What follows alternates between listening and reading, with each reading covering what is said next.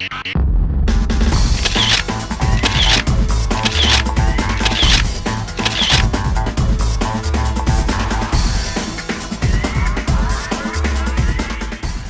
name is LaRae Sampson, and I am a fashion stylist, consultant, and wardrobe coordinator. I am Tracy Beal. I'm area director for Young Life. While being on tour with people like Jay-Z and Kanye West allow for some really fun moments, just because you get to travel so much. So, I mean, I've got to see like the Eiffel Tower and to go to London. I would go on Fridays and bring pizzas to the school during lunchtime, and I would just start getting to know them, and Ashley would tackle me and try to smell my hair because I used Pantene, and we just started being great friends. And I was kind of surprised, really, that Ashley ended up wanting to be friends with me because, you know, why would she want to do that? It took a lot for her to build my trust.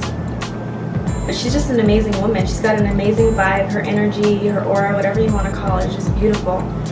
And she was so persistent with me that somebody who's being that persistent and being that loving and non-judgmental and honest and understanding and trustworthy is someone that is, of course, going to attract anyone. I think Ashley had grown up in church and she'd heard things, but she never had a chance to ask her own questions and really kind of process through what she really thought or didn't think and what it meant to her. And so that week up at Woodleaf was the time when we did that, and suddenly she realized that she kind of believed in a system, but she didn't have a real relationship with Jesus Christ, and that made all the difference. I hadn't really had like a serious boyfriend up until I was 20, after high school, of course. And I met this guy and I fell in love. We eloped and we didn't tell anybody for like 3 months, actually. We kept it a secret for like 3 months. But then it was kind of embarrassing, like, yeah, I married this guy, but he's a total jerk. Seeing other women and treating me like crap and lying to me. When I found out that they kind of run away and gotten married, and that he was really harmful, it broke my heart. I think I asked myself, what did I not do?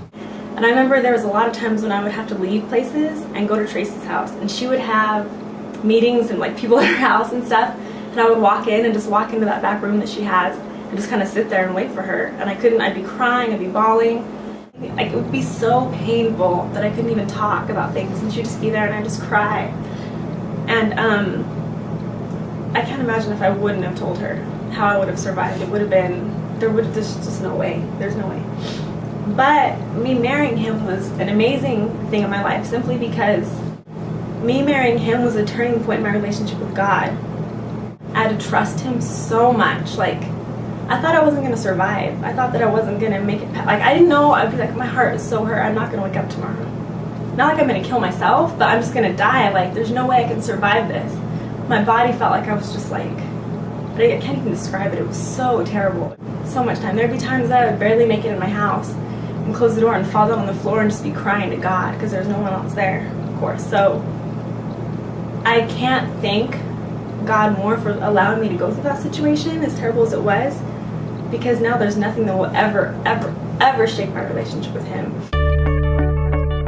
I was listening to the manager of La Paloma, where we were staying, talk about how his daughters were cared for by their Young Life leader and how much that meant to him. And then I found out that that girl who was the Young Life leader for the manager's daughters was actually one of Ashley's Young Life girls from back when she was doing high school Young Life at Cactus. And so, you know, in some weird way, you know, she was already a grandmother in the faith to other girls. The things that were important to me as a leader were the things that Tracy had shown me. So my house was always open, like Tracy's house was always open. My phone was always ringing, like Tracy's phone was always ringing. I was at as many of the games and meetings and parties, or not parties, but you know, like birthday parties and stuff that I could be at, just like how Tracy was. The industry that I work in is pretty rough and sinful. Everybody's out partying and drinking and smoking and sleeping with the women, and all of those things that are happening are things that I will not let myself fall into. There's no way. Every night is like a party after every concert. It's like a huge party. And so when I'm sitting there drinking water, or when I'm up in my room and they think I'm prude, it's okay. Every single morning, I have to pray about this because it's so easy to fall into like the negativity that surrounds me in those types of situations. So every morning I pray that I'm a light, that I just emit warmth and love, and that Jesus will just, even if I'm not talking about it, that he'll flow through me, that people will look at me and want to be around me.